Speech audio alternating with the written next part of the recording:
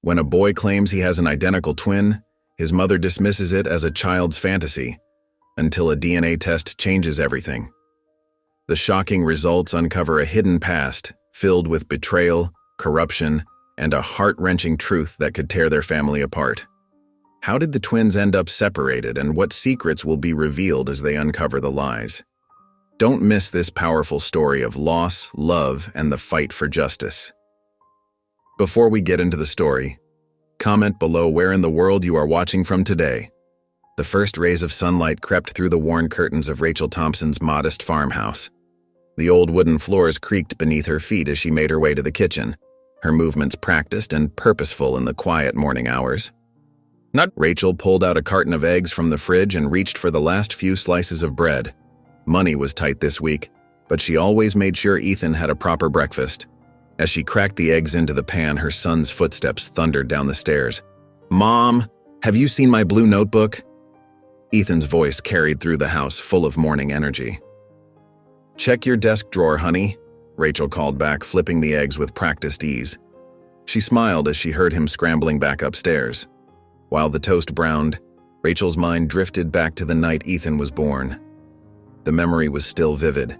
The emergency rush to the county hospital, the frightening complications that led to the C-section. She remembered lying there, scared and alone, unable to afford the prenatal care that might have prepared her better for what was coming. "Found it!" Ethan bounded back into the kitchen, his backpack half-zipped and his hair still messy from sleep. Rachel placed his breakfast on the table and ran her fingers through his unruly brown hair. "Sit down and eat, sweetie. We've got 10 minutes before we need to leave." While Ethan ate, Rachel packed his lunch, a peanut butter sandwich, an apple, and the last granola bar from the box. She checked his backpack, making sure he had everything for his science project. "Mom?" Ethan looked up from his plate, a bit of egg yolk on his chin. "Do you ever feel like something's missing?" Rachel's heart skipped a beat. She often had that feeling, especially when she looked at old photos or thought about that night at the hospital. "Sometimes, honey. But then I look at you, and I know I have everything I need." After breakfast, they climbed into their old sedan. The engine coughed twice before starting, and Rachel made a mental note to have it checked when she could afford it. The drive to school was short, winding through their small town's familiar streets. "Have a great day at school," Rachel said as they pulled up to the building. "I love you." "Love you too, Mom." Ethan gave her a quick hug before joining the stream of students heading inside. Back home, Rachel stood in the living room, her eyes fixed on the family photo on the mantel. It showed her and Ethan at his last birthday, both smiling widely at the camera. She reached out and touched the frame, feeling the familiar mix of joy and something else, a nagging sensation she couldn't quite name. Sighing, she turned to the pile of bills on the coffee table. The morning sun now filled the room completely, casting a warm glow over the worn furniture and faded wallpaper. Rachel sat down, holding the photo in her hands, grateful for what she had but unable to shake the feeling that there was more to her story than she knew. The late afternoon sun cast long shadows across the fairgrounds as Rachel and Ethan made their way through the bustling crowd. The annual town fair was in full swing, with colorful banners fluttering in the breeze and the sweet scent of cotton candy filling the air. "Mom, can I try the ring toss?" Ethan tugged at Rachel's sleeve, pointing to a booth decorated with stuffed animals and twinkling lights. Rachel checked her wallet, counting the few remaining bills. "Sure, honey. One game." While Ethan waited in line, Rachel watched him bounce on his toes with excitement. The fair had always been their special tradition, even if they could only afford a few games and treats. As Ethan stepped up to take his turn, another boy about his age approached the booth. Rachel noticed him immediately. Something about his movements caught her attention. The boy had a prominent burn scar on the left side of his face, but what struck her more was how he walked, with the same slight skip in his step that Ethan had. "Hi, I'm Luke," the boy said to Ethan, picking up his own set of rings. "I'm Ethan. Want to play together?" Rachel watched, transfixed, as the two boys tossed their rings in perfect sync. Even their laughs seemed to match, rising and falling in the same rhythm. Despite Luke's scar, the similarities between the boys were uncanny. The way they tilted their heads when concentrating, how they both ran their hands through their hair when they missed a throw. "Did you see that?" Ethan called out to his mom after successfully landing a ring. Luke had made the same shot just seconds before. "Great job, both of you." Rachel's voice wavered slightly as she watched them high-five each other. The boys spent the next few minutes chatting and laughing as if they'd known each other forever. Rachel couldn't shake the strange feeling in her chest as she observed them. Luke's mannerisms were mirror images of Ethan's, from the way he gestured while talking to how he shifted his weight from foot to foot. "Mom, Luke and I are like identical twins," Ethan exclaimed, beaming. "We both love the same games and even finish each other's sentences." Rachel forced a smile, trying to dismiss the uneasy feeling growing in her stomach. She watched as the boys moved from booth to booth, their movements synchronized as if choreographed. The setting sun painted the fair in golden hues, but Rachel barely noticed the beautiful evening light, too focused on the remarkable scene unfolding before her.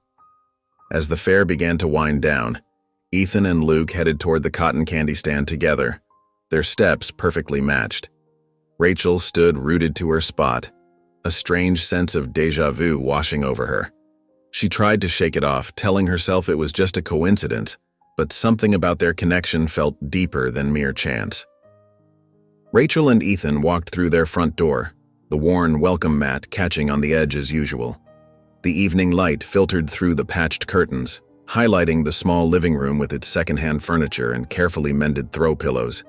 "Mom, you should have seen how Luke knew exactly what I was thinking." Ethan kicked off his shoes, barely containing his excitement. "When we were at the ring toss, I was about to say blue ring and he said it right before me." Rachel hung up her keys on the hook by the door, trying to keep her voice steady. "That's nice, honey. Sometimes people just think alike."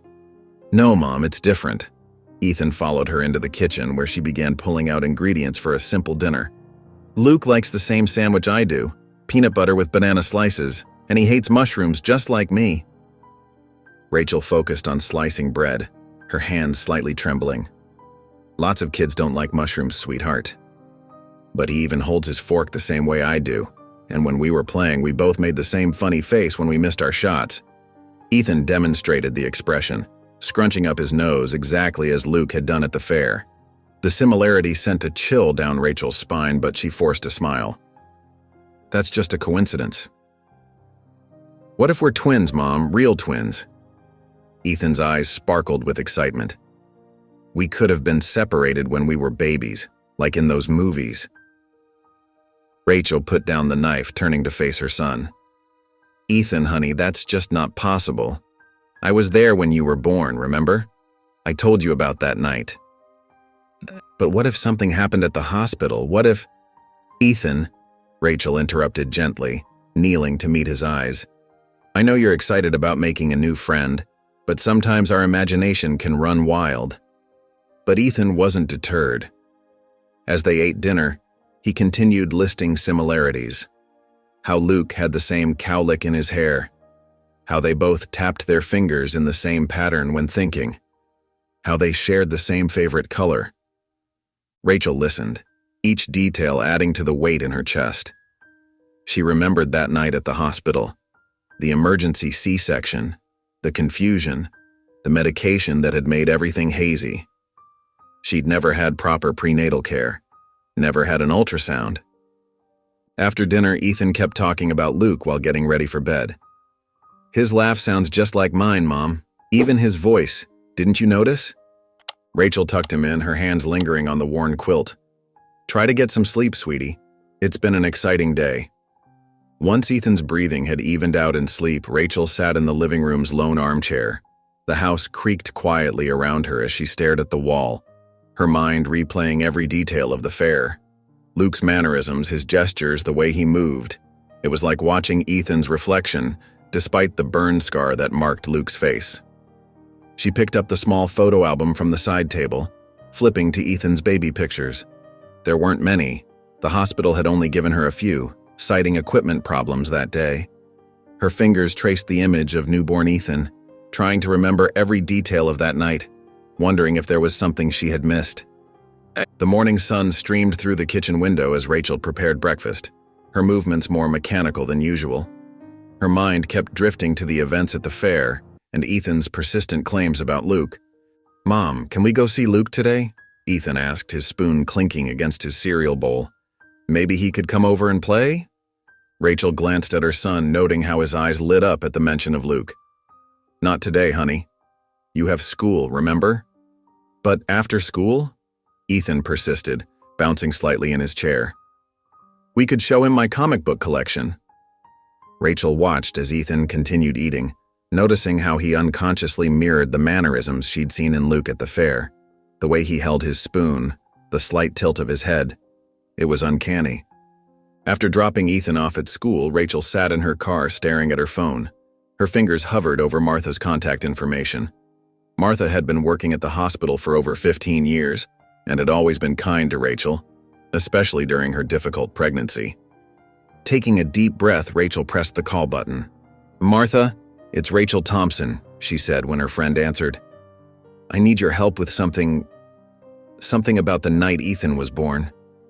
"Rachel?" "Of course, what's wrong?" Martha's familiar voice carried warmth and concern. Rachel's fingers tightened around the steering wheel. "Something happened at the fair yesterday. Ethan met a boy named Luke and…" "Martha, they're identical. Except for a burn scar on Luke's face, they could be the same person." There was a pause on the other end of the line. "That's unusual," Martha said carefully. "Ethan is convinced they're twins. I know it sounds crazy, but…" Rachel's voice cracked slightly.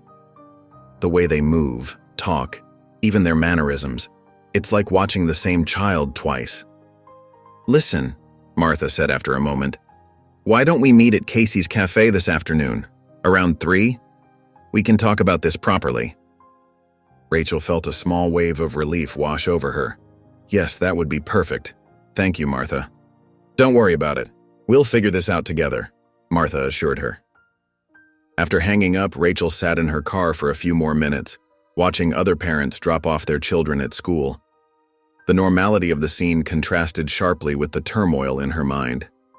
Later that morning, while organizing files at her small home office, Rachel found herself repeatedly checking the clock, waiting for her afternoon meeting with Martha. Each time Ethan's baby photos caught her eye from their frame on her desk, she found herself studying them more intently than ever before, searching for any clue she might have missed over the years. At noon, she called the school to arrange for Ethan to take the bus home, explaining she had an important meeting. As she hung up, she couldn't shake the feeling that this afternoon's conversation with Martha might change everything she thought she knew about that night at the hospital, 10 years ago. The small cafe was nearly empty when Rachel arrived. Martha was already there, seated in a corner booth far from other patrons. Her usually cheerful face was drawn and serious as Rachel slid into the seat across from her. "Thank you for meeting me," Rachel said, noticing how Martha's hands fidgeted with her coffee cup.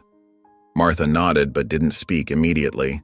The silence stretched between them, broken only by the distant clinking of dishes from the kitchen. Finally, Martha took a shaky breath. "Rachel, what I'm about to tell you, it's not easy," Martha began, her voice barely above a whisper.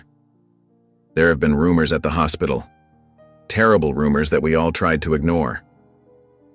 Rachel leaned forward, her heart pounding. "What kind of rumors?"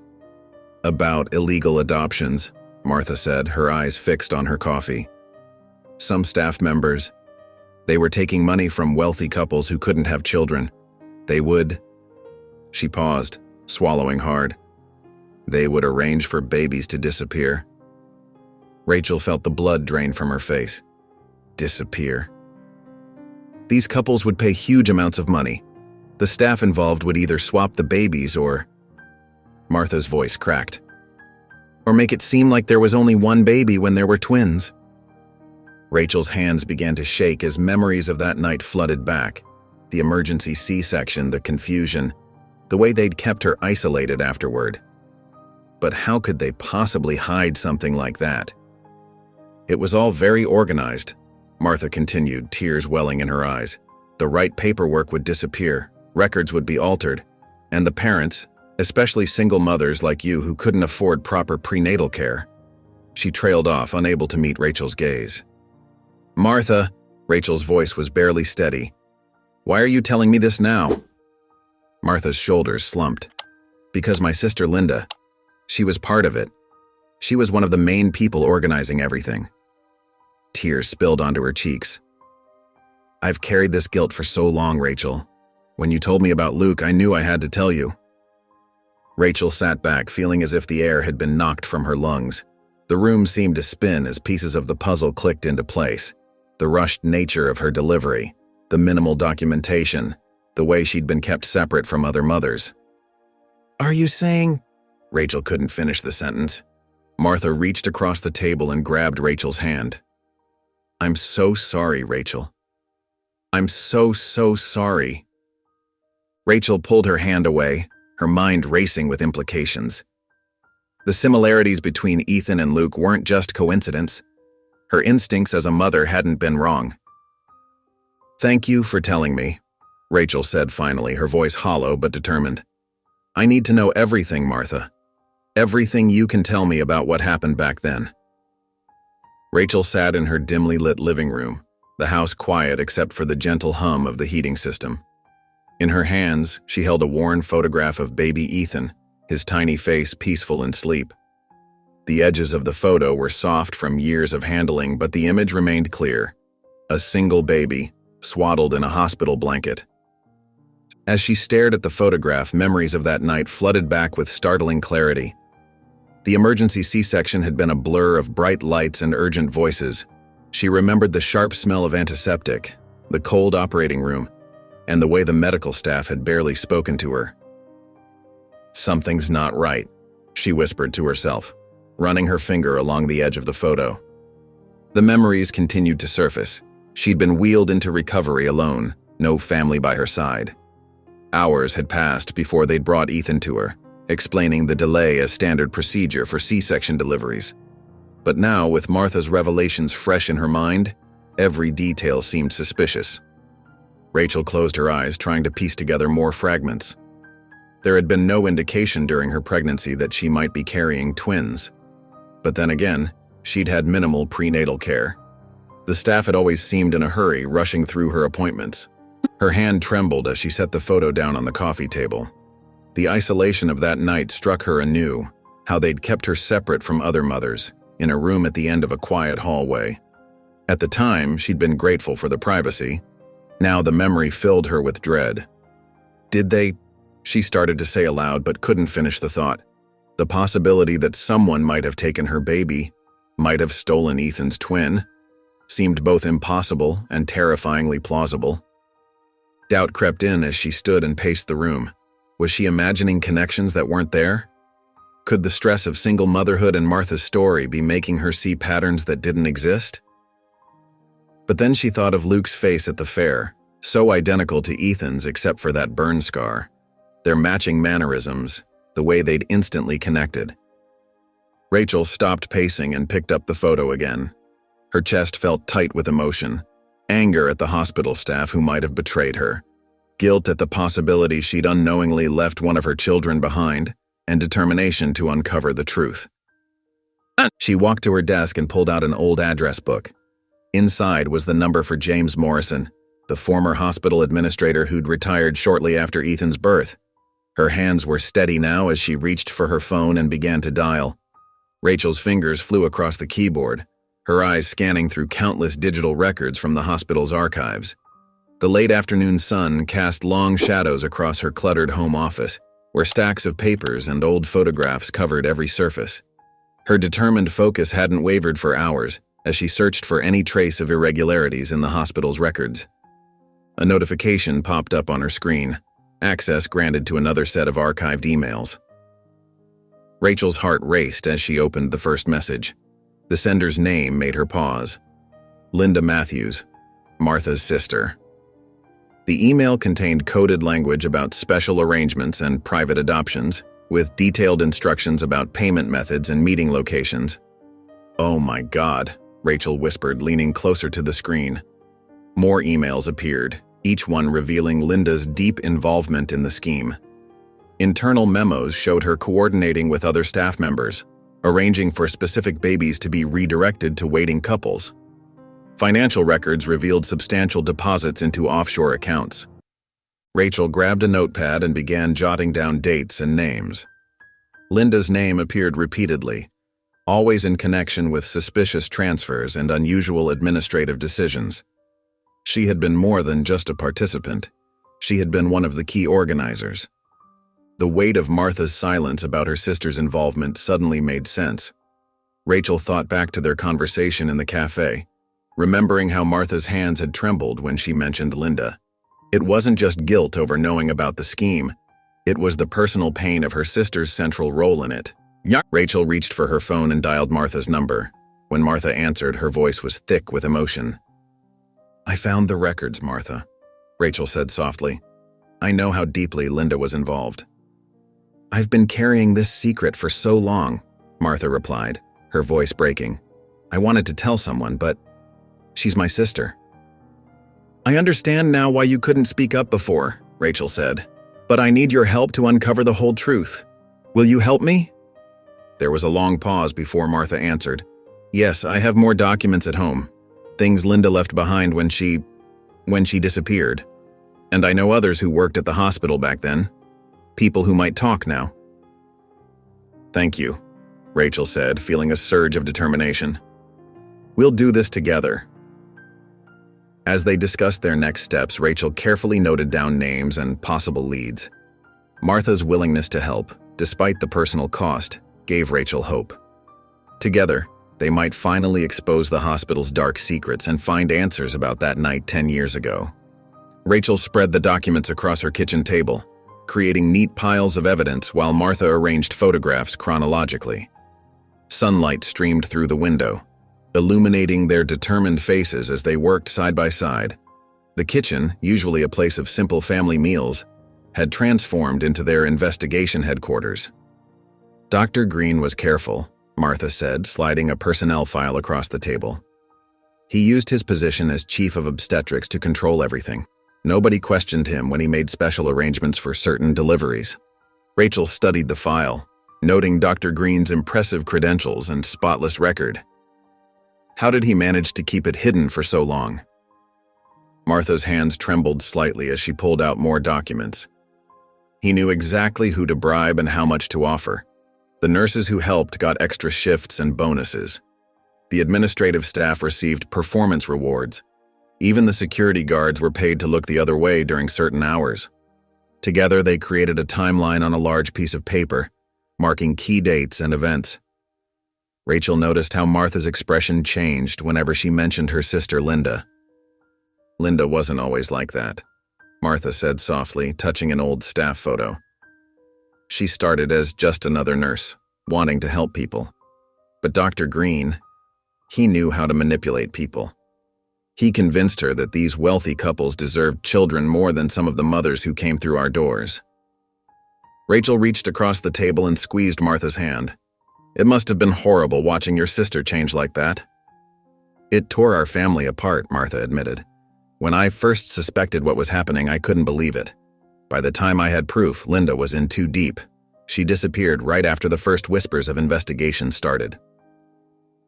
They spent the afternoon organizing their evidence, creating detailed files of each person involved. Martha's insider knowledge proved invaluable as she identified key witnesses they could approach. "Janet Miller might talk," Martha suggested, pointing to a former nurse's name. "She left the hospital right after your delivery date. She seemed troubled by something back then." Rachel noted the name down. "We need to be careful how we approach people.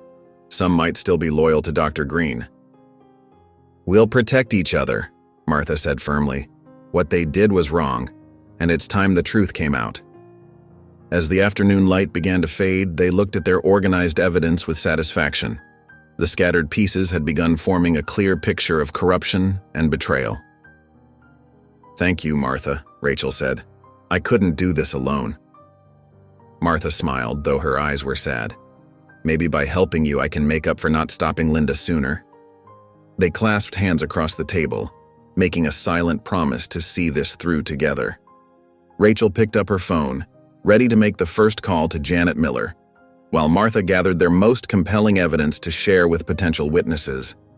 The late morning sun streamed through Rachel's kitchen window, casting warm patches of light across the scattered papers on her table.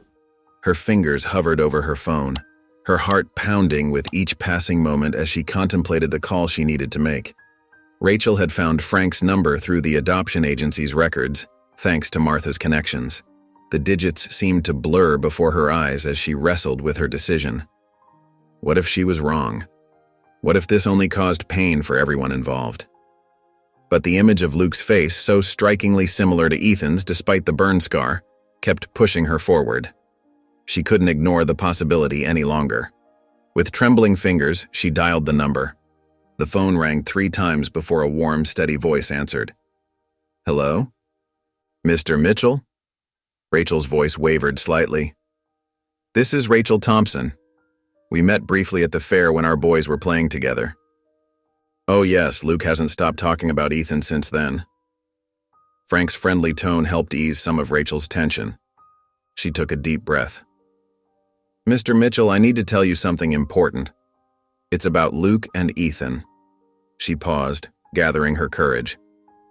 "I recently discovered some disturbing information about illegal adoptions at the hospital where I gave birth to Ethan." The line went quiet for a moment. Rachel could hear Frank's steady breathing.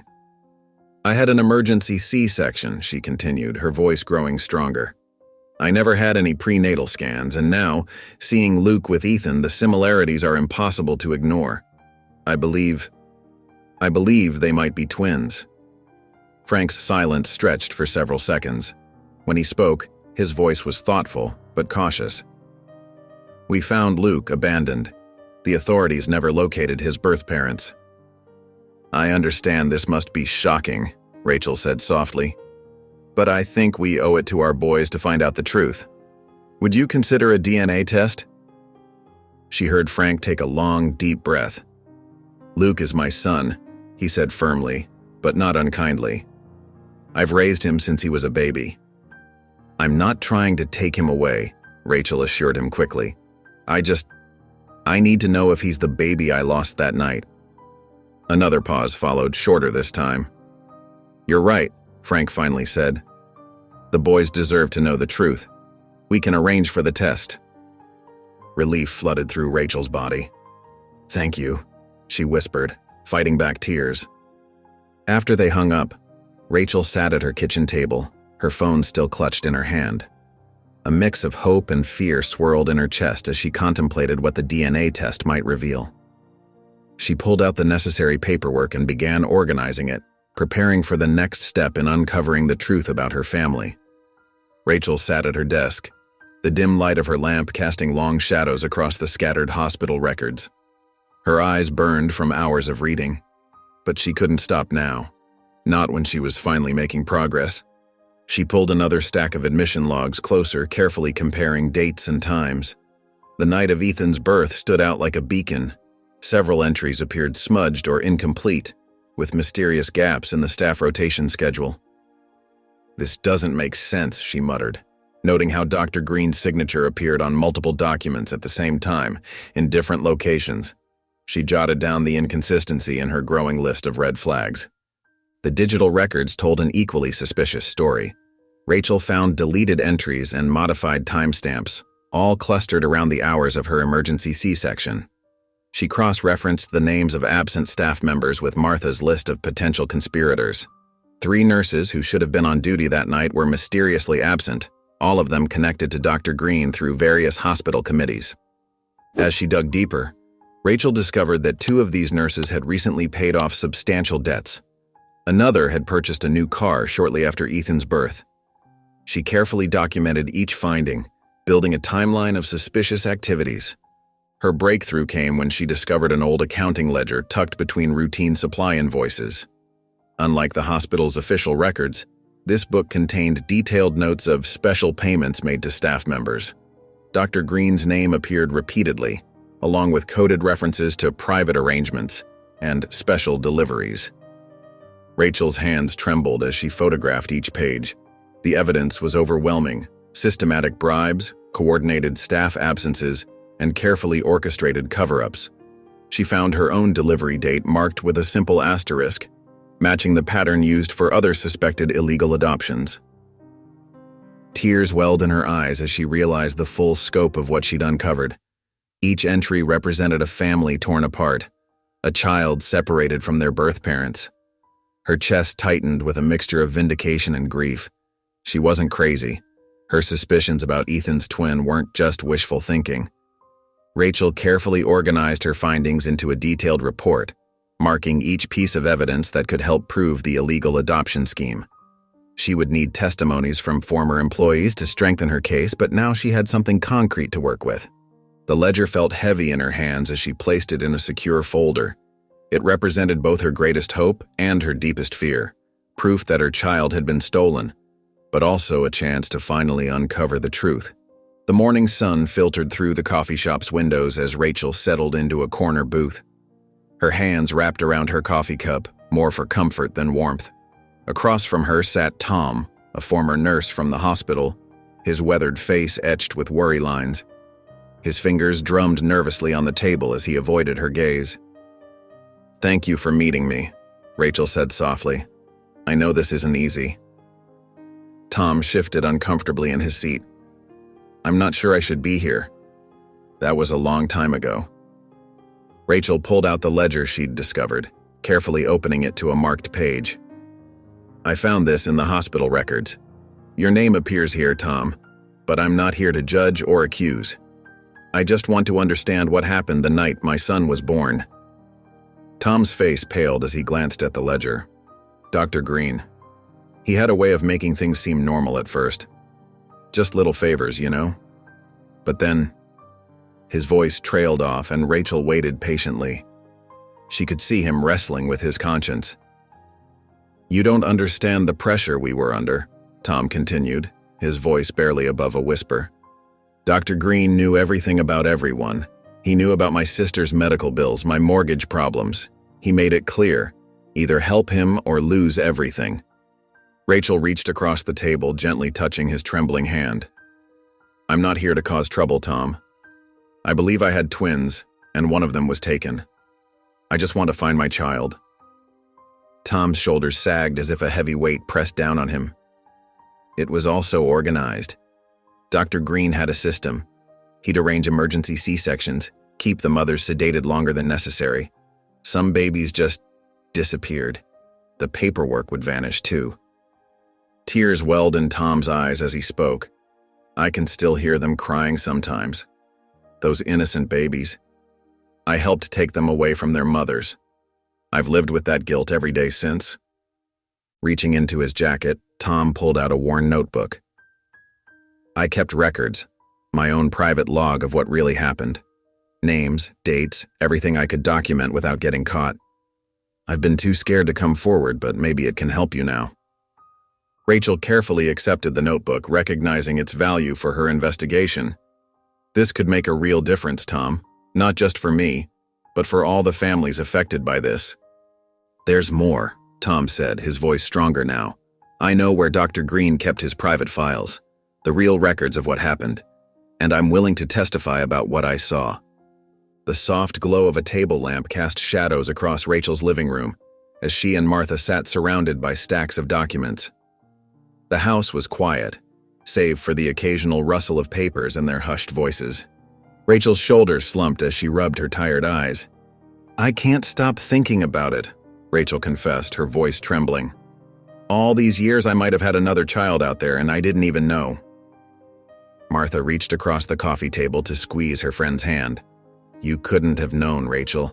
The hospital made sure of that."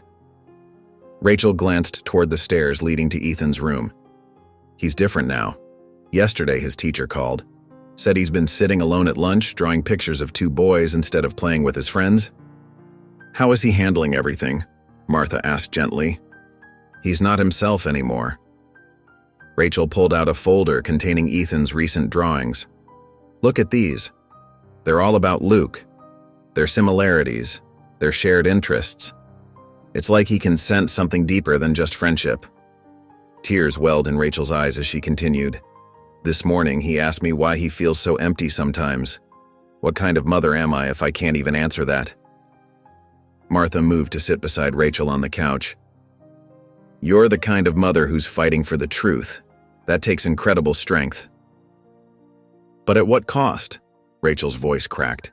Every new piece of evidence we find, every confirmation of what happened at that hospital, it's like reopening a wound I never knew I had. And now Ethan's hurting too.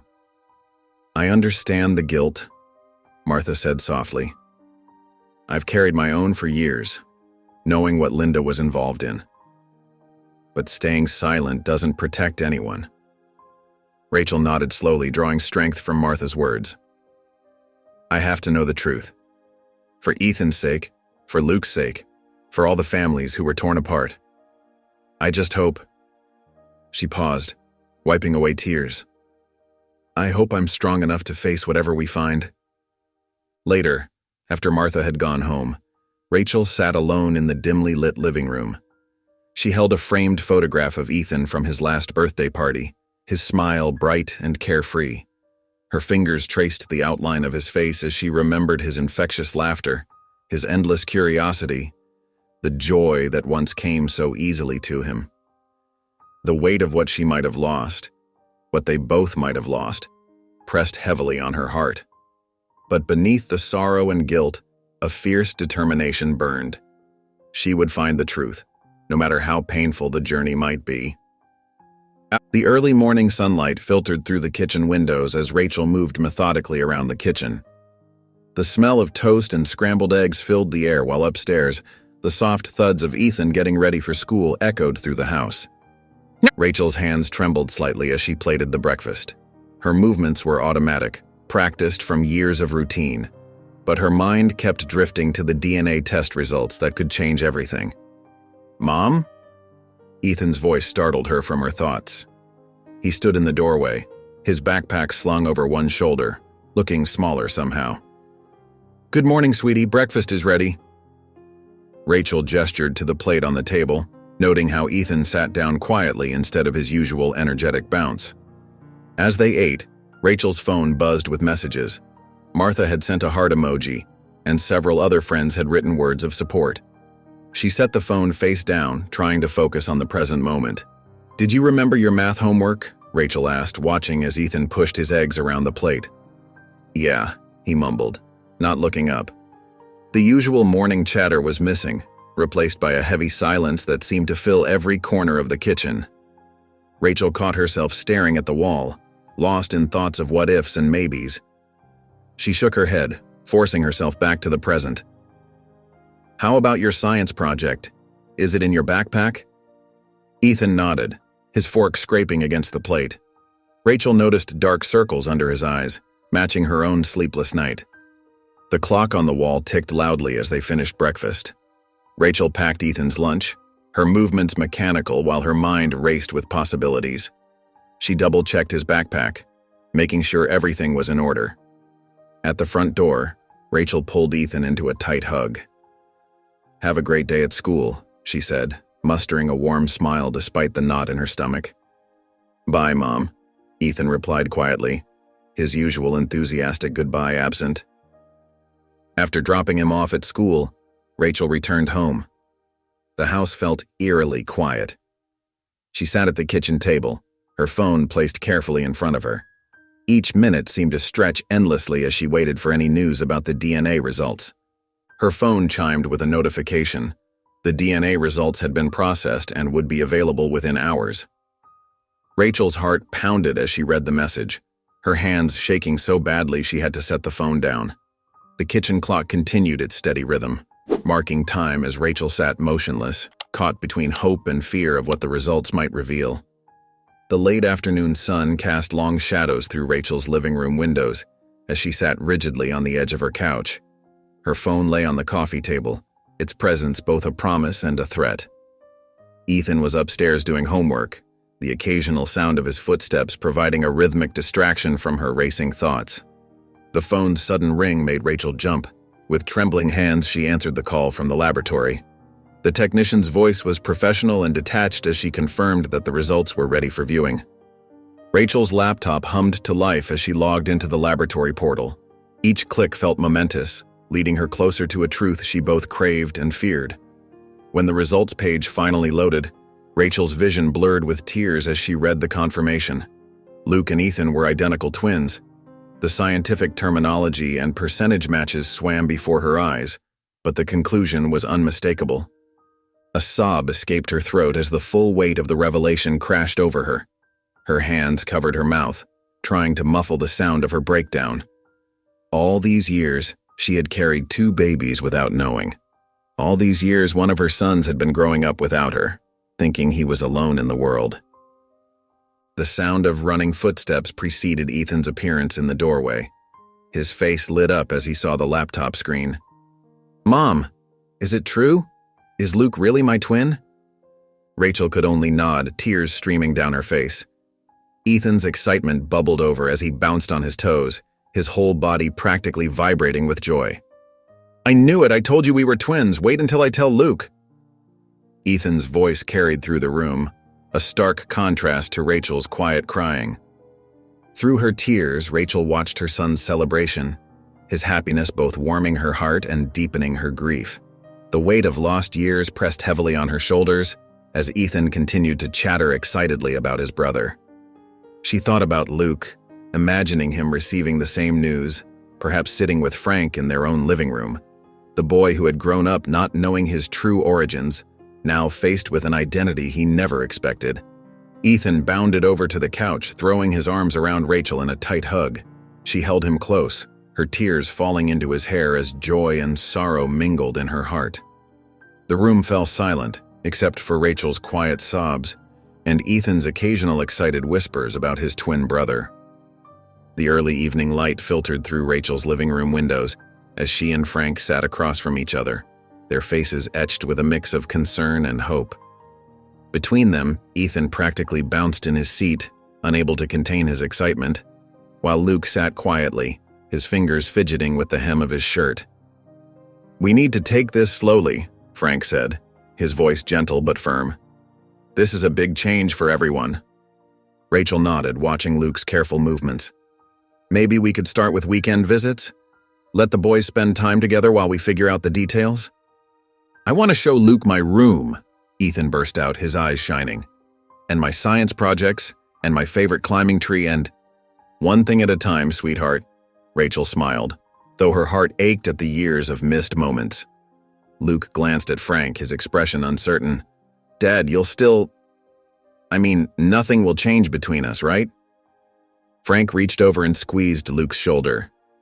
"Nothing could ever change how much I love you, son. This just means you have more family to love now." The word family hung in the air, heavy with possibility. Rachel felt tears prick at her eyes as she watched Luke process this, his face a canvas of conflicting emotions. "I've always wanted a brother," Ethan continued, oblivious to the emotional undercurrents. "And now I have one who likes all the same things I do." Around them, phones buzzed with messages from community members. Some offered congratulations and support, while others expressed confusion and concern about how this revelation would affect both families. Rachel caught Frank's eye across the coffee table. They shared a look of understanding. This wouldn't be easy, but they were committed to helping their boys navigate this new reality. Luke's voice was barely above a whisper when he spoke again. "Can I still stay in my baseball league? And visit Grandpa Joe on Sundays?" "Of course," Frank assured him. "Nothing has to change that you don't want to change." Rachel watched this exchange, her heart breaking for Luke's obvious struggle. She wanted to reach out to him, to assure him that she only wanted to add to his life, not take anything away. But she held back, knowing he needed time.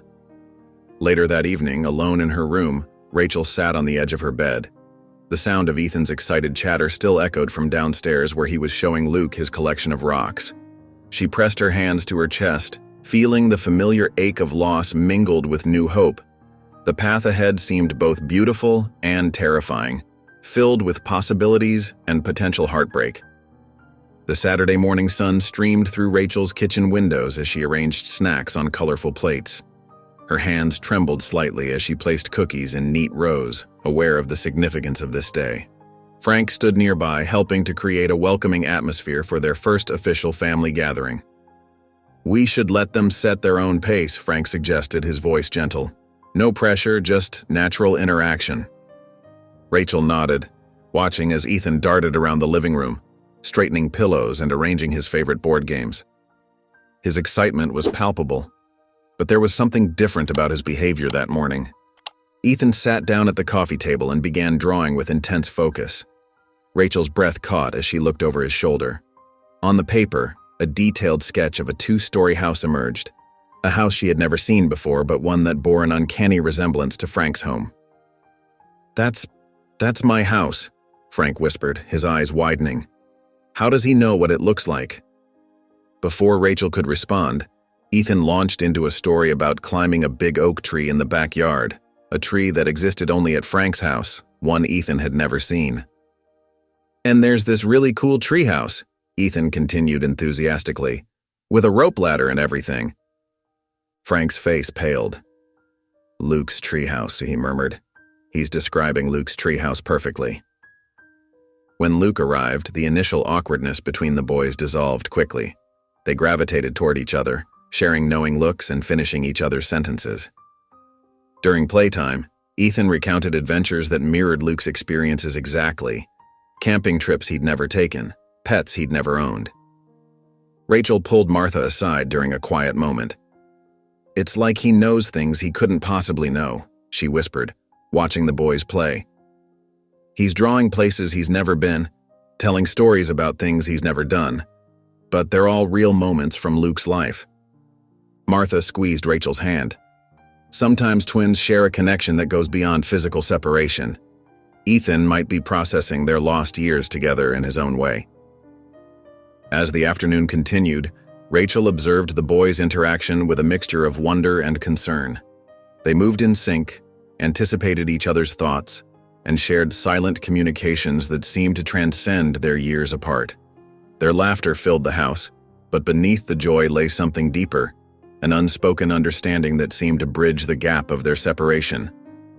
Rachel watched them, her heart full yet troubled as they built an elaborate fort in the living room. Each boy seemed to know exactly what the other needed without a word being spoken. The connection between them was beautiful but almost unsettling in its intensity. Rachel sat nervously in Dr. Elena Martinez's warmly lit office, her fingers fidgeting with the edge of her purse. The walls, adorned with calming artwork and lined with psychology books, seemed to watch her as she struggled to find the right words. "It's more than just imagination," Rachel explained, her voice trembling slightly. "Ethan draws places he's never been, tells stories about experiences he's never had. But they're all real moments from Luke's life." Dr. Martinez nodded thoughtfully, her pen moving across her notepad. "And when did you first notice these behaviors?" "After they met at the fair," Rachel said. "At first I thought it was just excitement about having a twin, but then he started drawing Frank's house perfectly. Every detail correct. He even described Luke's treehouse without ever seeing it. When Ethan joined them, Dr. Martinez welcomed him with a warm smile. "I hear you're quite the artist, Ethan. Would you like to show me some of your drawings?" Ethan eagerly pulled out his sketchbook, spreading the drawings across her desk. Dr. Martinez studied each one carefully, asking gentle questions about the stories behind them. "And this house? Can you tell me about it?" she asked, pointing to a detailed sketch. "That's where Luke lives," Ethan replied matter-of-factly. "There's a big oak tree in the backyard with a really cool treehouse. Sometimes Luke sits up there when he's sad or wants to think." Rachel's eyes met Dr. Martinez's, both noting the impossible accuracy of his description. "What you're describing sounds like a form of emotional transference," Dr. Martinez explained to Rachel. "Sometimes, unresolved trauma or loss can manifest in unexpected ways. In Ethan's case, he may be processing the subconscious loss of his twin through these shared experiences." She recommended weekly counseling sessions for Ethan and suggested family therapy to help them navigate this unique situation. "This connection between the twins is extraordinary," she added. "While unusual, it's important to support and understand it rather than dismiss it." Rachel felt a weight lift from her shoulders, even as new concerns settled in. Having a professional perspective helped validate her observations while offering a path forward. As the session concluded, Dr. Martinez scheduled their next appointment. "Remember," she said warmly, "this is a journey of understanding. Not just for Ethan, but for all of you. Rachel left the office with a mixture of hope and worry, clutching the appointment card in her hand. The recommended therapy sessions would be their next step in understanding the mysterious bond between her sons. The sun cast long shadows across the park as Rachel and Frank spread out a checkered blanket on the grass. They had chosen a quiet spot near the playground, perfect for their planned afternoon with the twins. Rachel arranged sandwiches and snacks while Frank unpacked games and activities they'd brought. Ethan and Luke sat cross-legged on opposite corners of the blanket, stealing curious glances at each other. Rachel noticed their matching postures and couldn't help but smile at the unconscious mirroring. "Who wants to try flying kites?" Frank pulled out 2 identical blue kites from his bag. Both boys' eyes lit up simultaneously. "I've never flown one before," Ethan admitted, while Luke nodded in agreement. "Well, today's your lucky day," Frank said warmly. "I'll show you both how it's done." As they moved to an open area, several neighbors walking by stopped to chat. Mrs. Jenkins from 2 streets over brought her grandchildren to join them, and soon the area was filled with friendly faces and encouraging words. "It's wonderful to see them together," Mrs. Jenkins said to Rachel, watching the boys learn to maneuver their kites. "Reminds me of when my twin sisters were reunited after being separated at birth." The afternoon progressed with shared stories and laughter. When the kites were put away, Frank introduced a frisbee game that had both boys running and giggling. Rachel observed how they naturally fell into sync, anticipating each other's moves as if they'd been playing together for years. "Look what I drew." Ethan pulled out his sketchbook during their snack break. Luke leaned in, fascinated by Ethan's detailed drawings. "I love drawing too," Luke said excitedly. "Dad got me special colored pencils for my birthday." "Really? What's your favorite thing to draw?" Ethan asked, scooting closer. As the boys chatted about their shared interest in art, more community members gathered around. Tom from the local art supply store offered to host a drawing workshop for the twins. Sarah, whose family had gone through adoption, shared encouraging words with Frank and Rachel. The afternoon sun began to dip lower as Rachel watched Ethan and Luke sprawled on their stomachs, heads together, collaborating on a drawing. Their matching profiles were highlighted by the golden light, and their comfortable chatter filled the air with warmth and possibility. Frank caught Rachel's eye and smiled. This simple afternoon in the park had accomplished more than they'd hoped, bringing not just the twins closer together, but wrapping them all in the supportive embrace of their community. The quiet of the evening settled over Rachel's home like a thick blanket. She sat in her favorite armchair, listening to the gentle sounds of Ethan and Luke breathing peacefully in their shared bedroom down the hall. The day's events at the park played through her mind like a heartwarming movie. The boys flying kites, their shared laughter, and the community's overwhelming support. Her phone buzzed suddenly, breaking the peaceful moment. An unknown number flashed across the screen. Rachel's heart skipped a beat as she read the message. "Stop digging into the hospital records. Some truths are better left buried. Your boy's safety depends on your silence." Rachel's hands trembled as she reread the message. The clinical tone, the precise wording. It reminded her of Tom, the hospital clerk who had been involved in the original bribery scheme. His nervous demeanor during their interview now took on a more sinister meaning. Cold fear crept up her spine as she glanced toward the boys' room. The threat wasn't just aimed at her. It endangered Ethan and Luke. Her maternal instincts kicked into high gear and she quickly checked all the windows and doors, double-checking the locks. With shaking fingers, she dialed Martha's number. "Martha," she whispered, trying to keep her voice steady. "I just received a threatening text. I think it's from Tom." Martha listened intently as Rachel explained her suspicions about Tom's involvement and his possible motives. "Be careful, Rachel," Martha advised. "Tom has everything to lose if this comes out. We need to take this seriously." Rachel spent the next hour implementing immediate safety measures. She activated the security system she'd recently installed, made sure all outdoor lights were working, and created a list of trusted neighbors to contact in case of emergency. She also drafted a message to several community members who had supported her, carefully explaining the situation without causing undue alarm. Despite the fear churning in her stomach, Rachel's determination remained unshaken. The truth about the hospital's corruption needed to come out, not just for her family, but for all the others who might have been affected. In the quiet living room, Rachel sat watching the boys sleep through the open bedroom door. Their peaceful faces strengthened her resolve, even as the weight of the threat pressed heavily on her shoulders. She knew the path ahead would be dangerous, but staying silent wasn't an option anymore. The morning sun cast long shadows across Rachel's kitchen as she moved through her new morning routine. Instead of following her usual schedule, she deliberately varied her timing, preparing breakfast at different hours and taking alternate routes when driving Ethan to school. "Mom, why are we going this way?"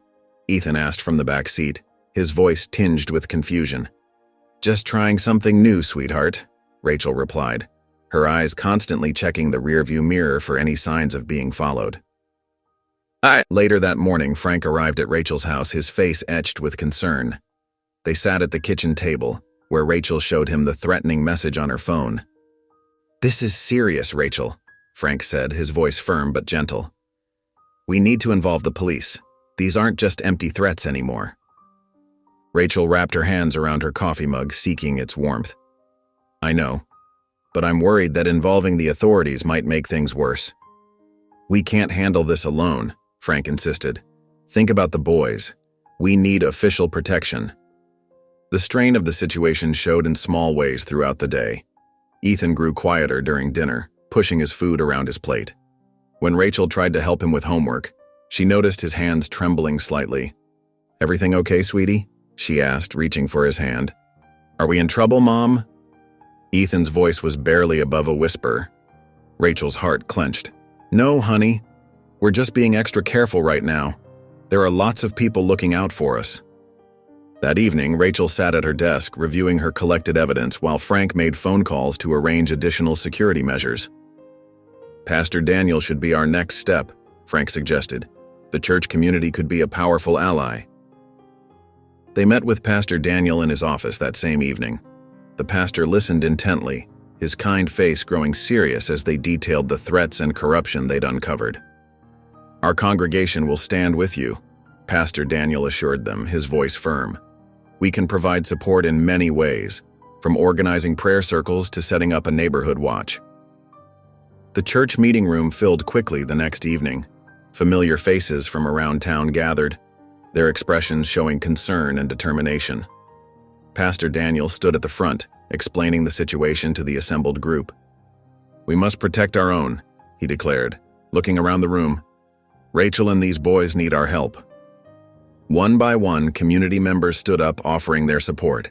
Mrs. Anderson, who lived near Rachel, volunteered to coordinate a neighborhood watch schedule. Mr. Thompson, a retired police officer, offered his expertise in security measures.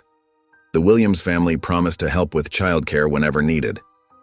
Rachel felt tears welling up as she watched more people step forward. The overwhelming show of support touched her deeply. Frank placed a supportive hand on her shoulder, his presence steady and reassuring. As they left the church that evening, surrounded by concerned neighbors and friends, Rachel felt a new sense of strength. The weight of her burden seemed lighter, shared now by dozens of caring individuals who stood ready to help.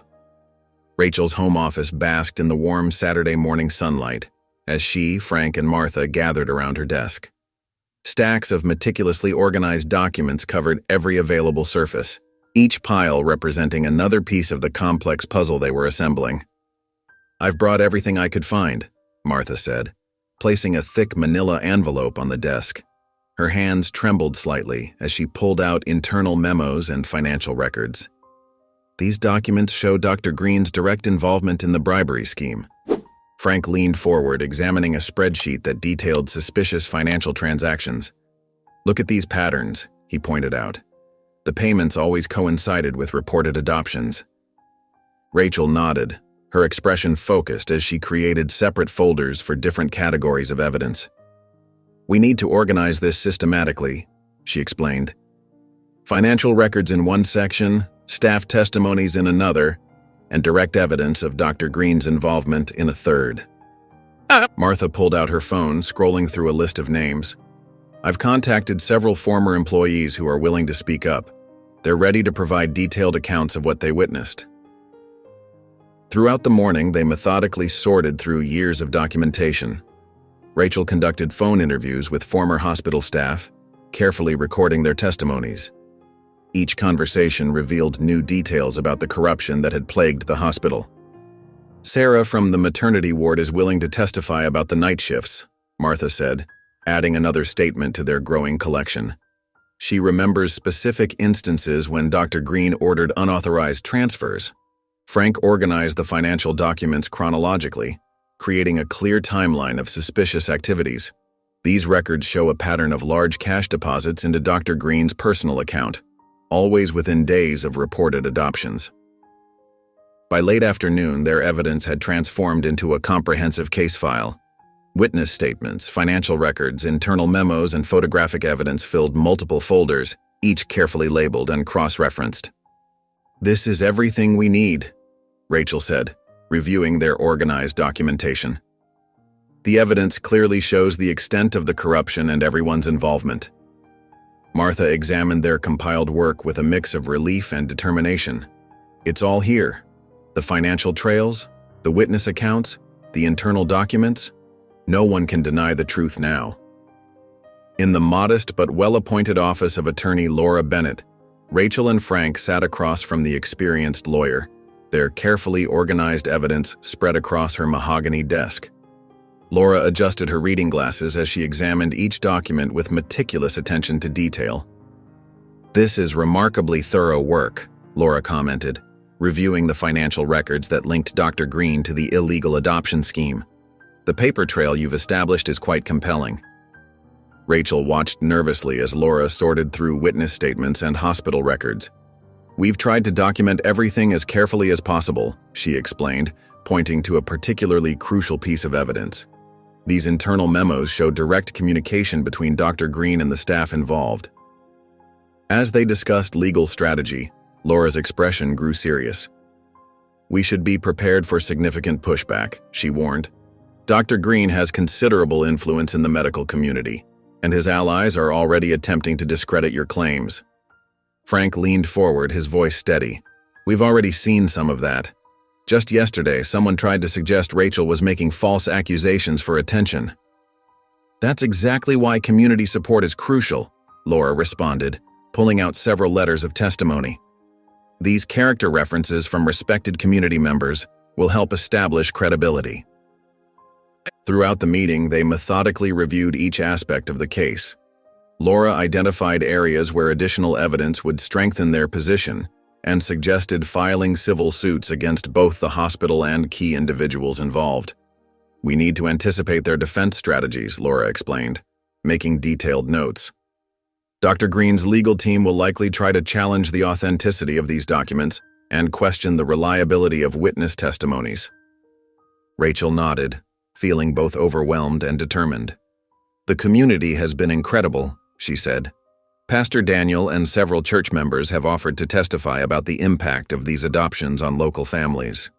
Laura began organizing the documents into distinct legal categories. "We'll file multiple suits," she decided. "This will give us several angles of attack and make it harder for them to mount an effective defense." The meeting continued as they developed their legal strategy, with Laura providing clear guidance on how to proceed. She outlined the necessary steps to protect their evidence and witnesses while preparing for the inevitable counterattacks from Dr. Green's team. By the end of their session, Laura had developed a comprehensive legal approach that would utilize both the documented evidence and community support to maximum effect. She carefully placed all the documents in her secure filing system, ensuring everything was properly protected and organized for the upcoming legal battle. Rachel's footsteps echoed through the dimly lit warehouse as she made her way inside. The musty air and looming shadows created an ominous atmosphere that matched her racing heartbeat. Tom's figure emerged from the darkness, his confident stance betraying no hint of remorse. "I see you got my message," Tom said, his voice carrying a subtle threat. Rachel squared her shoulders, clutching her bag containing the evidence. "I did. And I'm here to tell you that your intimidation won't work anymore." Tom stepped closer, his eyes narrowing. "You have no idea what you're getting into, Rachel. Some things are better left in the past." "Like the babies you helped steal?" Rachel's voice remained steady despite her fear. "Like my son's twin brother who was taken from me. Tom's jaw tightened. "You're making dangerous accusations." Rachel pulled out a folder from her bag. "These aren't accusations, Tom. These are facts. I have documentation of every transaction, every bribe, every baby that disappeared under your watch." "Those documents mean nothing," Tom sneered, but his confidence wavered slightly. "They mean everything to the families you destroyed," Rachel countered, her voice breaking with emotion. "Do you know what it's done to Ethan? To realize he had a brother he never knew? To understand that someone deliberately separated them?" Tom shifted uncomfortably as Rachel continued. "And we're not the only ones. How many other families are out there wondering what happened to their children?" "You need to stop this investigation," Tom warned, but his voice lacked its earlier menace. Rachel spread the documents on a nearby crate. "Look at these, Tom. Your signature is on half of them. Dr. Green might have been in charge, but you were there, facilitating everything." Tom's eyes flickered to the papers, recognition and unease crossing his face. Rachel watched as he struggled with the weight of his actions. "I'll go public with all of this," Rachel said firmly, "unless you help us make things right." Tom's composure cracked slightly. "You don't understand the consequences." "I understand perfectly," Rachel interrupted, "but I won't let fear stop me from exposing the truth." The tension in the warehouse was palpable as Tom stared at the evidence before him. His shoulders slumped slightly, the first sign of his resolve weakening. "This isn't over," he muttered, but his threat sounded hollow. "You have no idea what you're up against." Rachel gathered her documents, her hands steady despite her racing heart. "Neither do you, Tom. Neither do you." The newsroom buzzed with activity as Rachel sat across from Samantha Lee, her hands steady on the thick folder of evidence she'd brought. Phones rang in the background, and journalists hurried past their meeting room, but Samantha's full attention remained fixed on Rachel. "Mrs. Thompson, I've reviewed some of the preliminary documents you sent," Samantha said, her experienced eyes scanning the additional papers Rachel placed before her. "This is quite extraordinary." Rachel nodded, spreading out key documents across the desk.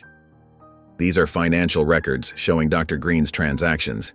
And here," she pointed to another stack, "are the testimonies from former hospital staff, including Tom's involvement."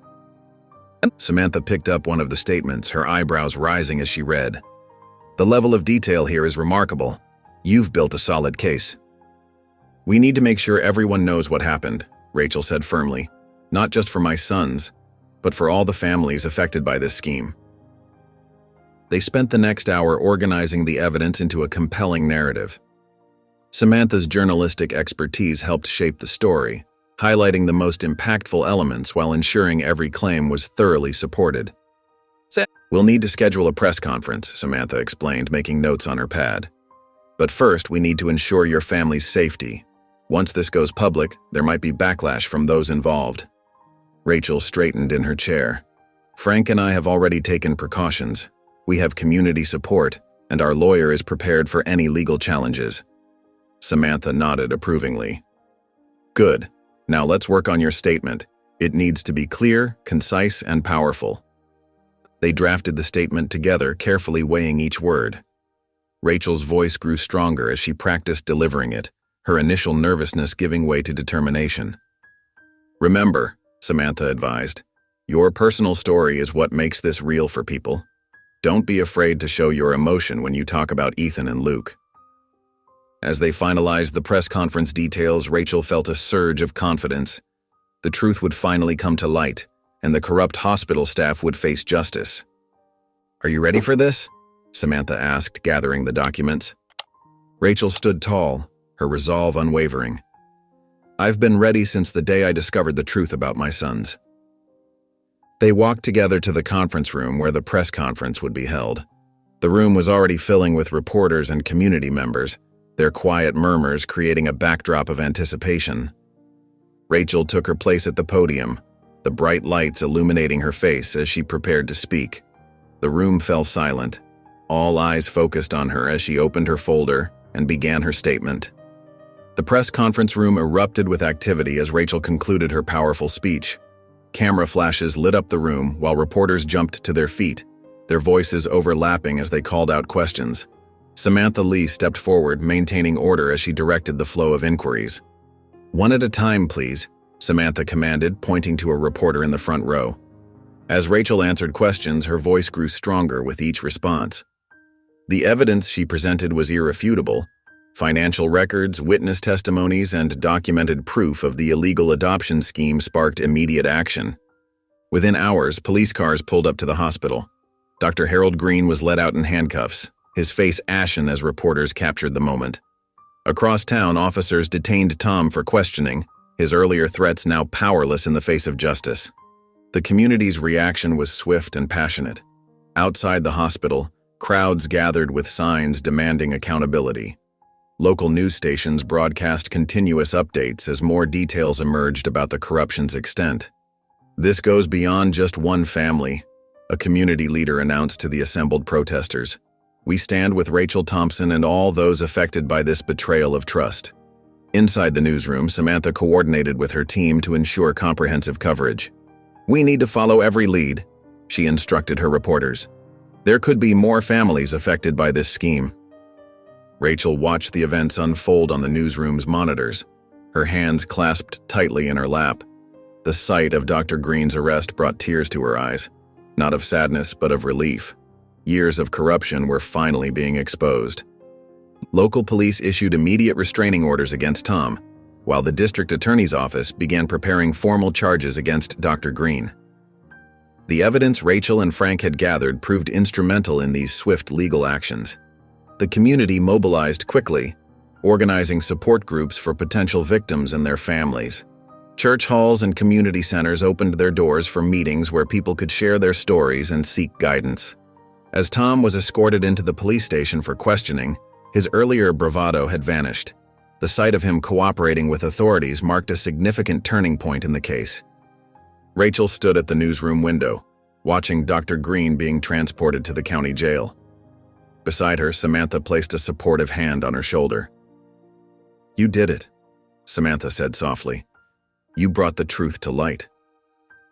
The morning sun cast gentle shadows across the park as Rachel and Frank sat on a wooden bench, watching Ethan and Luke chase each other around the playground. The sound of children's laughter filled the air, creating a peaceful atmosphere that seemed worlds away from the recent turmoil they had faced. "I think we should alternate weekends," Rachel suggested, pulling out a carefully prepared schedule. "That way, both boys get equal time together and with each of us." Frank nodded thoughtfully. "And during the week we could have dinner together twice, maybe Wednesdays and Sundays? It would help maintain consistency for both of them." They spent the next hour discussing practical arrangements, school pickups, holiday schedules, and how to handle special occasions. Their conversation flowed easily, both focused on creating stability for their sons. Later that afternoon, Rachel introduced Frank to her sister Sarah and brother Mike at a family barbecue. The atmosphere was warm and welcoming as Sarah shared childhood stories about Rachel, while Mike offered to teach both boys how to fish. The following weekend, Frank hosted a similar gathering at his home, where his closest friends welcomed Rachel with open arms. His best friend David, who had supported him through years of single parenthood, immediately took to organizing soccer games with the twins. "We want both homes to feel like their homes," Rachel explained during a quiet moment. "No competition, just love and support from all sides." Frank agreed, watching as Ethan helped Luke with his shoelaces. They need to know they're equally loved in both places. No favorites, no divided loyalties. Together, they arranged for both boys to see Dr. Martinez, the child psychologist, ensuring they had professional support to process their unique situation.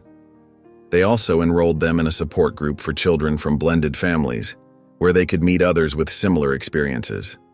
As the days progressed, Rachel and Frank established clear communication channels, sharing updates about the boys' activities and emotional well-being.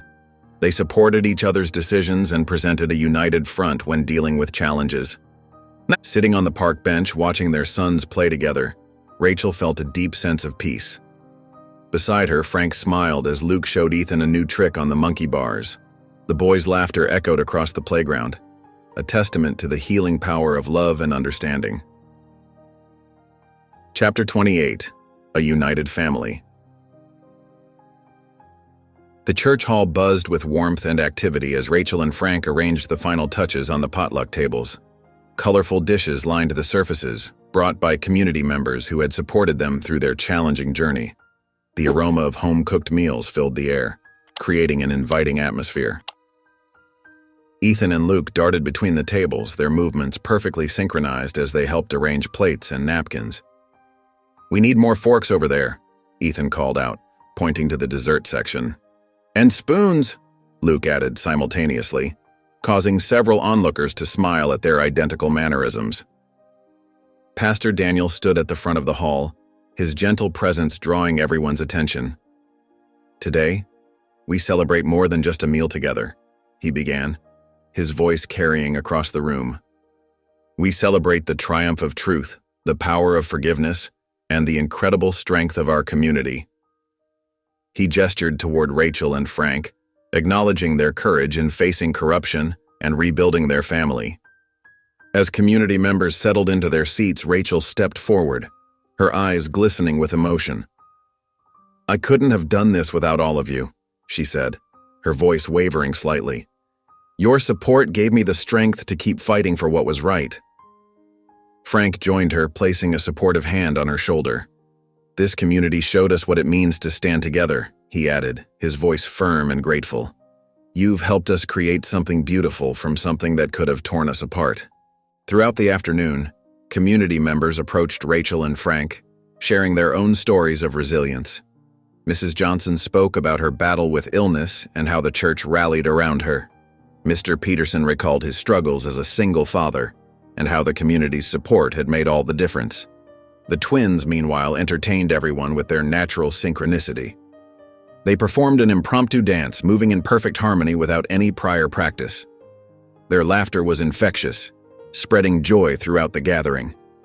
Rachel watched as Frank gathered both boys in a warm embrace, their faces glowing with happiness. The sight filled her heart with profound gratitude and hope. Around them, the community continued to celebrate, their unified support evident in every smile and shared story. If you enjoyed the story of Ethan and Luke, I handpicked this next story that you will enjoy. Please don't miss this one. Click here to watch it.